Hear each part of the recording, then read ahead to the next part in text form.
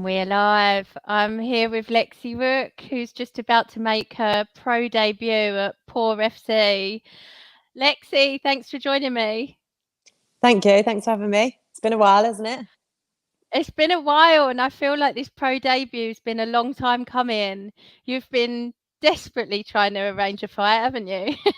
Oh my God, yeah. I mean, to be fair, I had this conversation with a few people recently, and originally I was getting frustrated with the situation, but now I look back on it, I'm grateful for the time that I've had outside of competition now, because I've actually got to work on what I need to work on, and I feel like a completely different athlete now. So it was a blessing in disguise, really. How long was it since your last fight? It was Had my last fight on the 18th of September last year. So wow, getting yeah. getting on for a year nearly. Yeah. I guess Mm. it is frustrating for a fighter. You do want to fight, but like you said, it gives you that time to work on stuff. And I said to you yesterday, I think, like you are in the most incredible shape. Like you're always in shape, but you just look fucking unreal at the moment. Thank What have you you. been doing differently? Do you know what? I think it's just where I've been working. I started working with a new S&C coach last year, about September, October time. And I think it's just consistency. Like, obviously, I've been eating the right stuff, and I've just been training consistently with my S&C coach, and that on top of obviously normal training. Yeah. I think it's literally it just proves consistency is key, doesn't it? Like I do feel like physically I feel better in terms of like performance in the gym and when I'm training and I'm sparring and things like that. But obviously I've noticed the actual aesthetics difference in myself. Yeah. But yeah, I just put it down to the consistency of the S&C, because like, hats off to my coach Charles. He's unreal at what he does. He's a humble guy. I would say, oh, I'm not the best, I'm still learning, blah blah blah. But he's like the proof's in the pudding. He's turned me into a different animal. So So you've been feeling even stronger in training as well. yeah, I do. I do feel a lot stronger now. I feel like I went to Charles with a few, mainly because I needed an actual S&C structure program as Yeah. as well as a coach. But I also had a lot of things I wanted to work on that can't just be. You can't just get those things from things like strength and power. You can't just get them from repping out Yeah. certain things in MMA sessions. You need to put the work in those S&C sessions. So everything to do with like our energy systems, the gas tank, cardio, strength, power, everything like that all comes down to consistently doing those sessions each week. So obviously in turn that comes with some nice results aesthetically. Yeah. And then obviously as you start cutting down, like dieting and cutting the weight down, you get strip the weight back, you start seeing those results even more, obviously more so than you would if I didn't actually diet. So Yeah. And talk to me about this promotion. I think this is their second show, and they've got some other girls from England. It's a Canadian promotion, only women on the card. Um, yeah. so the Pallas Athena, I'd never heard of them before. Well, I guess they are new, so I hadn't heard of them until they started signing people who I know. Yeah, to be fair, I'd not heard much about them until Dakota fought on their show in January, actually. Yeah, That's that how was I when I first, heard about them. yeah, I think that's when most of us in the UK heard about it. But it's a brilliant show. Like, so far, like the communication I've had with them and like the rapport I've built with them so far, and I'm not even there yet, is it's been amazing. They seem like a really, really good promotion. Mm. The way they've looked after me already, and just the organisation, everything behind closed doors before the show's even started, is it's a good sign. So Yeah. and obviously being a female only show and signing like girls from the UK and things like that, bringing other girls in from Europe, it's a big step for women in the sport. So it's exciting to be a part of. Yeah, they've got Aiko Murata on the same show as you as well from GB Top Team. I love her, and I Yeah, love all the VTs they've done of you all as well. Like yeah, just a little chat about yourselves, and just so people can get to know you. yeah. That when they sent me like, oh, okay, we need you to do this, this, and this, and I was like, oh, they're asking a lot. But I just thought, oh, I'll get it all done before like the end of my. I wanted to get it done all at the start of my camp, because I just thought the last thing I want to do is like stress on like fight week or whatever.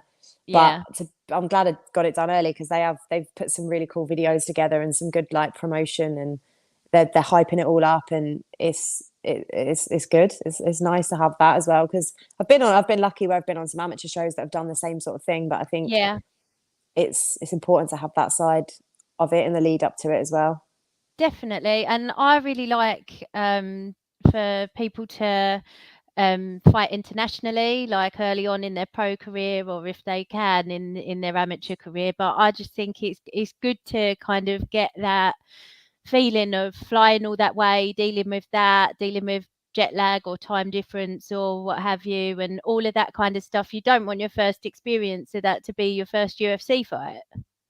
Yeah, true. I mean, like some people think I'm a bit mad for having it for my pro debut, It's a but little bit of pressure. do you know what? It's not even. It's. I don't even say it's pressure. I think there's a couple more nerves, maybe just because there's a few different things to factor in. But obviously, when I did the IMAFs in Bahrain, I Yeah. had to deal with all this. Then I had to deal with well, not really jet lag, but like the long flight. I had to water load on the plane there. There was delays with our plane. Like it was quite a disruptive journey, and to be honest, I'm glad that it all happened because it stood me in good stead for like the likes of now. And I am a very nervous flyer, but I'm not nervous in terms of because I've done the journey before for a fight. It's not phasing me that much. I'm still going to Yeah. obviously be nervous getting on the actual plane, but I didn't that's know that slightly about different. you.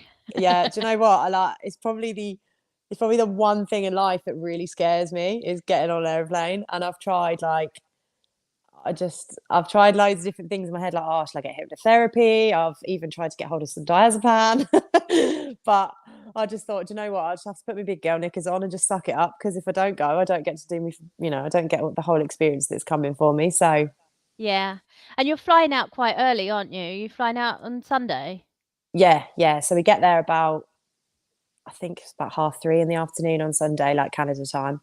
Um, so yeah, we've got like an extra night to settle in before we actually wake up on fight week, and which is nice because obviously they're 7 hours behind us. So I'm expecting obviously a bit of jet lag, and we'll take a little bit Yeah. of adapting when we first get there. But yeah, I'm Um, excited. I've never been to Canada, so I'm looking forward I've to it. never been to Canada and I'm desperate to go, and Calgary's supposed to be really cool.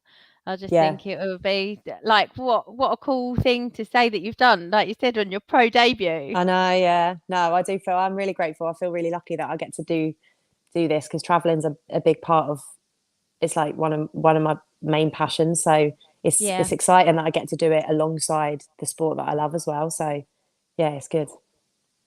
And you're fighting Pavla Kladivova. I hope I've said her name right. She's 1 Yeah, 0 as a pro.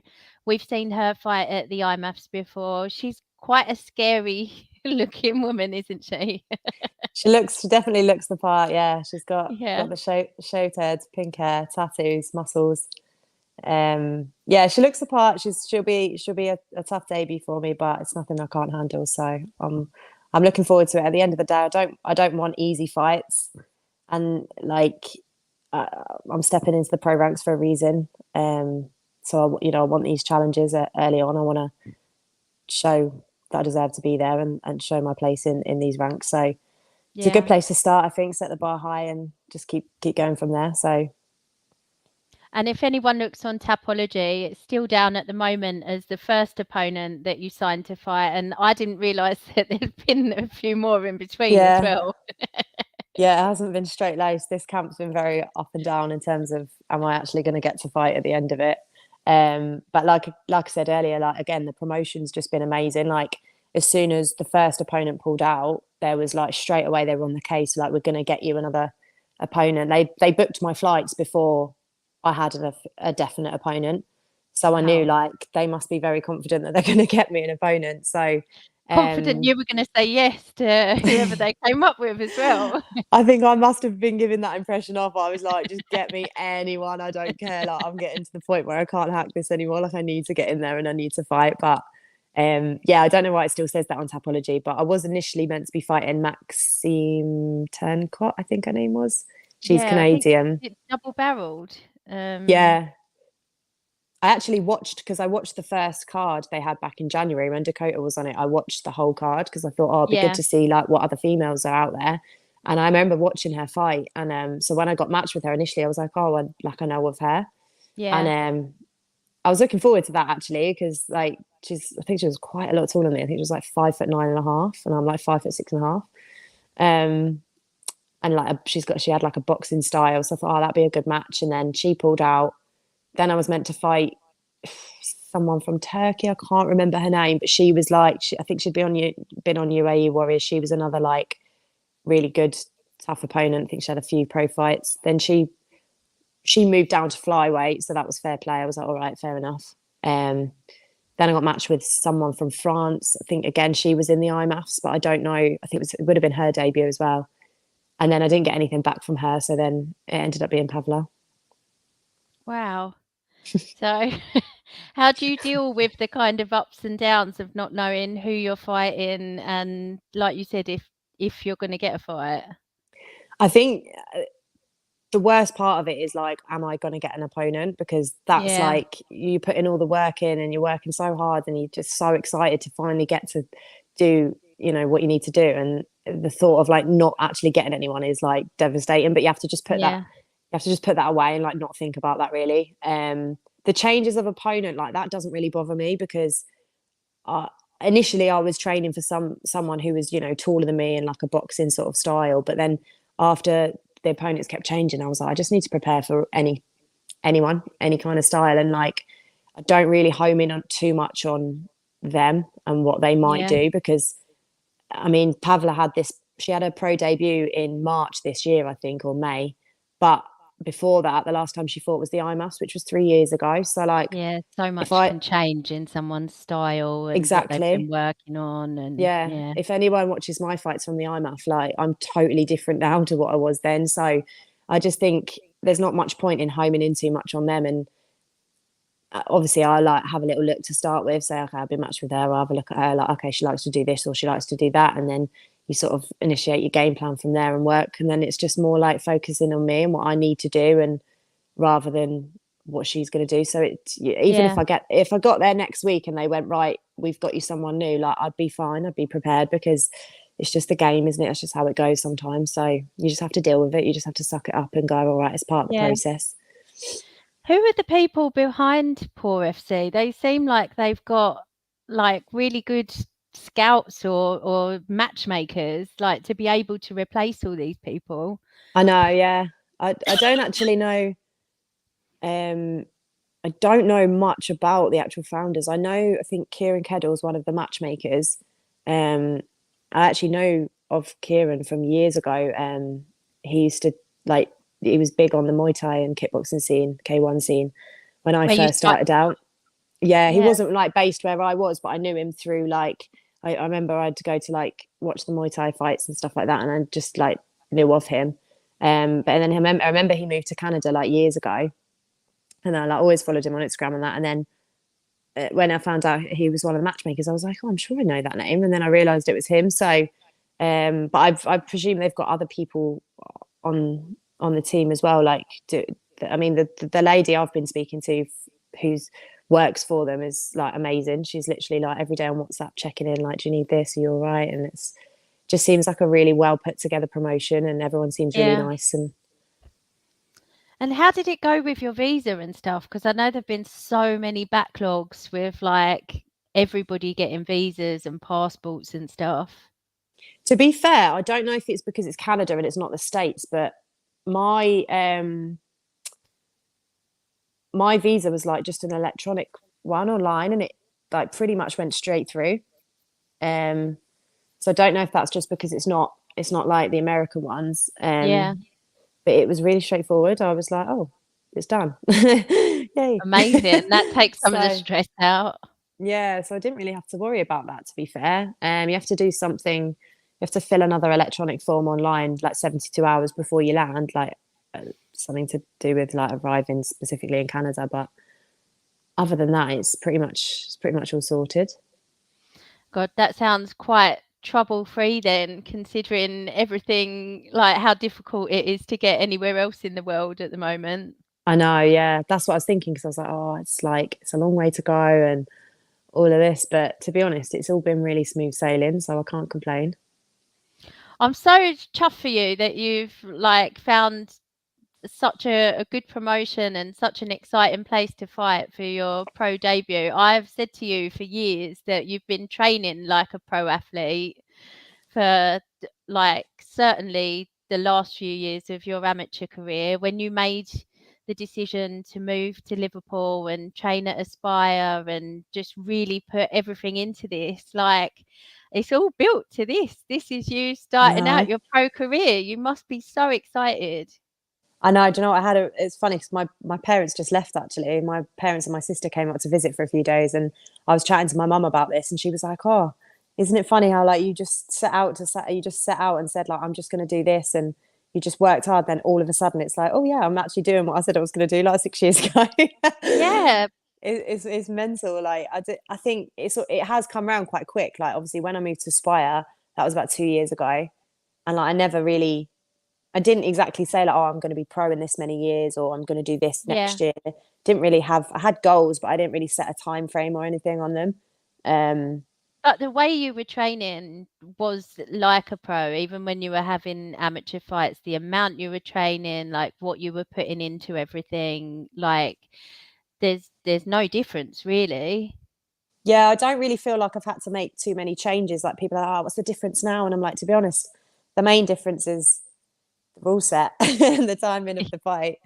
Um, Other than that, like I still have to work. I still have to work two jobs around training and just like every other normal fighter, really, just trying to stay afloat while I'm doing it all. But Yeah, I think I've taken a lot more.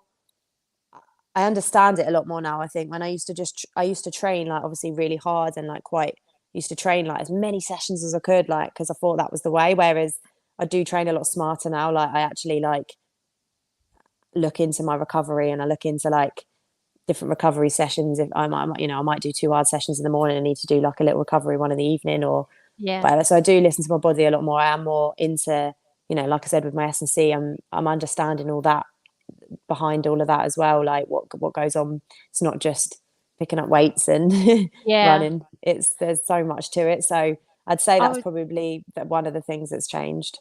Yeah, I was speaking to Chris Duncan about the same thing last week. He just won on Contender Series, and he was talking about one of his favourite things that Bisping always says, and it's like it takes a confident person to take a day off.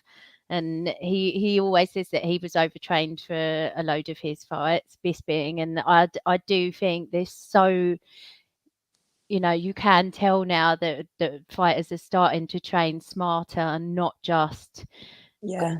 hard session after hard session after hard session every single day. Yeah, definitely. I'm definitely a culprit of overtraining. I do it all the time. I do it with everything, not even just training, like work.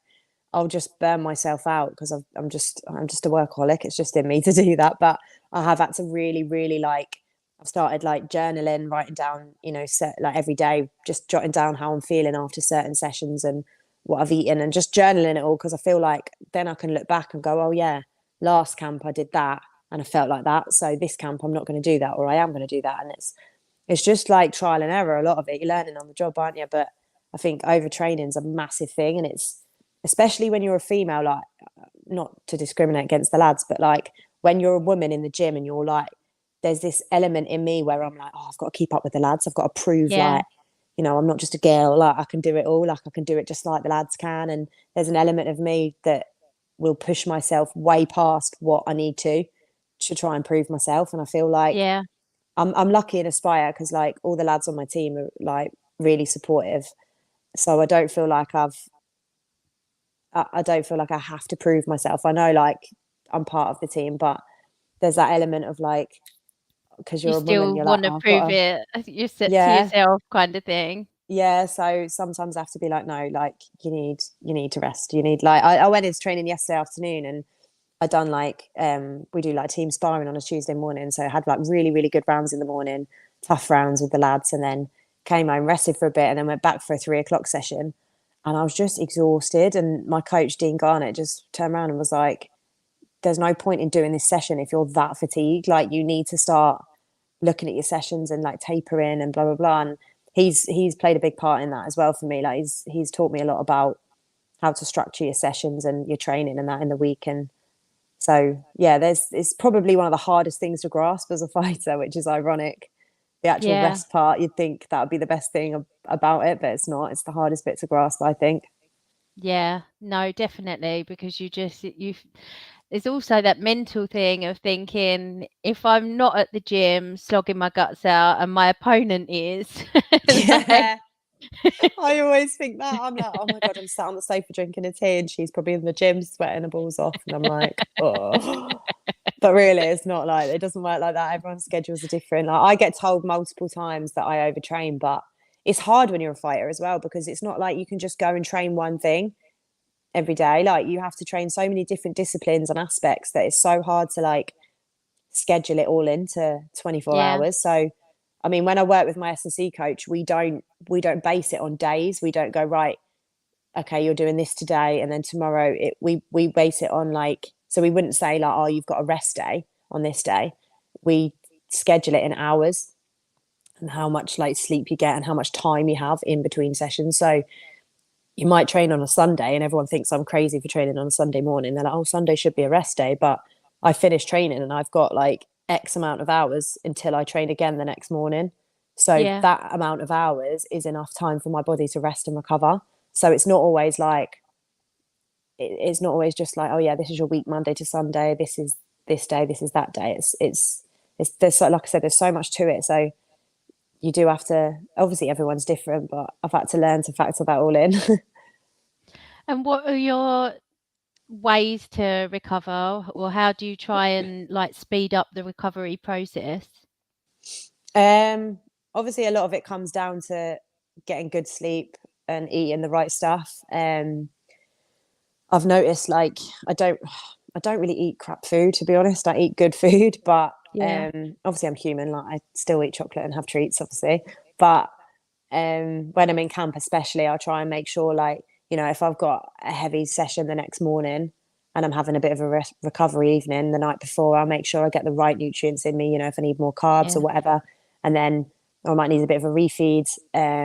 Sleep, I'm like massive on my sleep. Like anyone who knows me, I'm like, don't talk to me after like 10 p.m. Like I'll be asleep. I'm really adamant on getting my 7 hours every night. But also one thing I did like I've sort of taken on board a lot in the last year, again, working with Charles, is actually doing recovery sessions. And I didn't really know what that meant until I got a heart rate monitor and he explained it all to me. So sometimes a recovery session is actually going to the gym and doing something. So everyone thinks, not everyone, but some people think, I used to think recovery session would be like literally sitting on the sofa or actually resting physically. But sometimes mm, it's like, for example, you might go and do like a 30-minute green zone session. So it could be anything. It could be shadow boxing. It could be on the treadmill. It could be skipping, anything at all.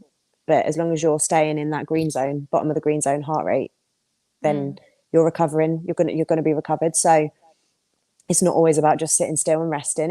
And that's something I've learned where I never used to really do. So if I'm feeling like really fatigued or whatever, I might, message my coach and say, listen, mate, I'm feeling this way. Shall I do this? And I'll be like, yeah, okay, I want you to do a 40-minute green zone session. And then honestly, the next day I'll be like, wow, I'm glad I did that. I feel boss now. I can go into my next session feeling good. So that's mainly what I do. I'll obviously communicate with my coaches, but the recovery sessions, sleep, good nutrition, pretty much. Amazing.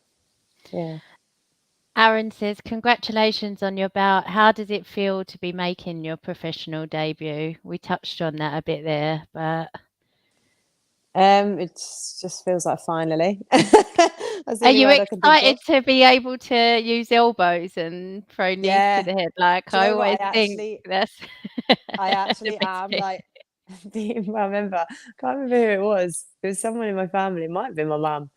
Asked me, and I was like, oh yeah, I can't wait to elbow someone in the head. And I thought that sounds really mean, but it's true. Oh shit! Sorry, I've just Oh dropped my God, phone. Oh, sorry, I'm is back. I'm is back. your cup of tea okay? Yeah, my cup of tea's fine. My phone's not. No, my phone's fine. Um, yeah, no. Well, yeah, I think because I actually got in. Like, I remember in my last two amateur fights, I'd get in certain positions like clinch positions on the wall or like mount positions, and I'd be thinking like, I could finish This would this be if this was a great. pro Yeah. fight. Yeah, like, and it was almost frustrating. I was like, oh, I want to be able to use those tools, and obviously you got to be careful you don't get on the receiving end of them as well. But yeah, no, I am excited. I'm really excited. I think it just feels like the right time to be taking that step now, and I think it's all come at the right time. Even though originally I was getting frustrated with like not getting a match, I think now it's like it does feel like the right time. Yeah, if you think when you were first supposed to, or you first were trying to make one of those fights happen, and then think what this Lexi book is like today versus that Yeah, one, I think you'll probably be happy when you get in there. But a fighter is always going to be frustrated when they're out of the cage. That's what makes you guys different. yeah, I think as well because I had such an active amateur career. Like I did, Yeah, I was always fighting regularly. I never had like long periods of time out of the cage. So to actually have to wait, like I think even in the lockdown, I ended up having 2 or 3 fights that year. So like to have to wait this long was like, oh, for God's sake, like what? But then when I actually look back on it, it's been the best for the best reasons. yeah, no, it's amazing. So who's going out to Canada with you? Well, I'm actually technically I'm going on my own initially, um, but I'm going to be on the same flight as the girls from London top team, Britain top team. So Louise and Akko, Yeah. and there's one other girl. I can't remember her name. There's one other girl on there. I think she's an amateur fighter. Um, I was looking at who they denounced earlier. I didn't. I can't Okay. remember her name. No, I can't Um, remember either. I Sorry. think there's three. Yeah, sorry. I think there's 3 girls from there, and GB top obviously team. some of their coaches are going. So I'll be on the same flight as them because I'm going from Heathrow. And then my coach is going to get out there on the Tuesday. I think he gets there because we've got some of our fighters fighting this weekend in Liverpool. Yeah. Um, so it's a bit of a mad one, but yeah, and yeah, I'll be going out with them anyway, and then my coach will come out on the Tuesday. I'll be good to acclimatise and just kind of try and get that extra bit of recovery in on the jet lag or the time difference or what have you. Yeah, Amazing. Oh, I'm mega, mega excited, and I saw that they've got pay-per-view as well for anyone that can't be there, like me. So I'm like most excited people, I about that. think. Yeah, I'm Yeah, excited about that. I've got to set the link up actually. I need to do that. I've been saying I need to do that for a few days now, so I'm going to do that. And then I'll be able to like release the link and everyone can watch. It'll be I'm like I don't know what time it will be, but crazy obviously, time. yeah. I mean, I've seen the card on the pay per view link, and I think like most of the girls from the UK are on quite early. Um, so I don't know whether they've done that so that it's not too late over here or whatever. But it might not be that late. It might be around midnight-ish, but it might be a bit more early. I'm actually okay with midnight. I'm okay. If it's someone I really love like you, Lexi, I can probably stay up till 1 a.m. I just can't do the all-nighters anymore unless I'm like in the pub drinking. Do you know what? I can't either. Like UFC, I have to just rewatch the next day. But this Saturday, obviously it's a really good card, isn't it? And I want to try and stay up and watch it because I thought, oh well, I can try and start getting into that Canada time zone. So I thought that Yeah. gives me a good enough, like, gives me a good reason to try and stay awake and watch the UFC. But it's going to be hard because normally, like, like I said, I'm conked out by 10 o'clock, so I'll Yeah. have to get on the coffees. And are you getting the train to Heathrow or are you driving? No, my boyfriend's going to take me. Oh, excellent. So you don't Yeah. have to worry about the bloody trains. No, I know. Thank God. No, he'll be dropping me off. I'm sure he's glad to see the back of me for a week. So Oh, amazing. I'm so looking forward to this. It's been a long time coming. I'm sure it feels like a really long time coming for you, but it's really exciting. It seems like a great show. I'm gonna try and push as much of their stuff as possible because, like you say, they've got some of the GB top team girls on there. yeah, I'd hope that we can, like get more and more girls from the UK on their cards going forward. Like an all-female promotion is something for us all to support, and like yeah, even definitely. just their social media and stuff, the production looks brilliant. So I'm excited to Yeah. see the show. Is there Yeah. anyone that you want to thank or shout out before we go? Yeah, obviously all my sponsors that have helped me this camp. Oh, I've got quite a lot to be fair. Chew gummies. I play safe, obviously. Recovery room. Sarah at our gym. She's like our massage lady. I call her my scouse mum. She's amazing. She always helps. Feel Supreme, Wizard Water. I've probably missed someone out. I always miss people out. But yeah. I should have reminded you before we came on. Should have had a list Ask you. written down. Oh, sorry guys. I'm just so focused on the fight that like my brain's just gone to mush. Anything else, I'm like, what? But yeah, no, just everyone who supported me really, like, and not even just for this camp, like just in general, like even where I work, like the yoga studio and the cafe that I work in, like everyone's just been so supportive, and I feel like I've actually got people behind me. Like I feel like I'm going to Canada with that support behind me, so it's really nice. So yeah, thanks guys. Oh, 1,000,000% you are going with a lot of support. When you get the pay-per-view link set up, send it to me and I'll post it in the comments of the video so that anybody can like make sure that you get the commission for the pay-per-view. Nice one. And it's going to be mega. So Lexi Rook makes her pro debut next Saturday, the 27th of August. Not this Saturday coming, the one after. It's going to be mega. I'm really, really excited for you. So safe travels. Hope Thank everything you. goes well, and can't wait to hear all about it afterwards. Yeah, we'll have to have another chat. Let's definitely do another chat and talk about how you won. Oh, thank you. Thanks for having me on. I've loved catching up with you. Take care, Lexi. Oh, thanks. See you soon.